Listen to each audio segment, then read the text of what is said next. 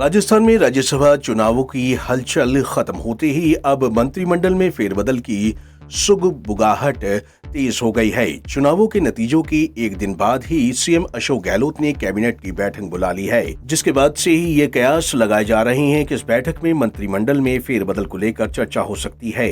वहीं चर्चाएं ये भी है कि राज्यसभा चुनावों में 3 सीटों पर जीत के बाद सीएम गहलोत बसपा से कांग्रेस में आए विधायकों और निर्दलीय विधायकों को इनाम में मंत्री पद दे सकते हैं। हालांकि इस पर अभी सिर्फ कयास ही लगाए जा रहे हैं। खैर, दूसरी खबर ये भी है कि अब पायलट समर्थक विधायकों की मुश्किलें बढ़ सकती है। आज शाम 5:30 बजे सीएम आवास पर कैबिनेट की बैठक बुलाई गई है। 5:30 बजे कैबिनेट बैठक के बाद 6:15 में मंत्री परिषद की बैठक शुरू हो जाएगी।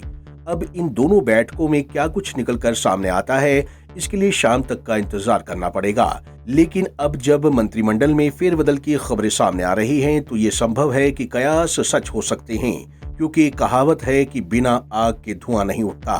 बहरहाल, राज्यसभा चुनाव के बाद बुलाई जा रही कैबिनेट की बैठक काफी अहम मानी जा रही है, जिसमें नीतिगत निर्णय लिए जा सकते हैं।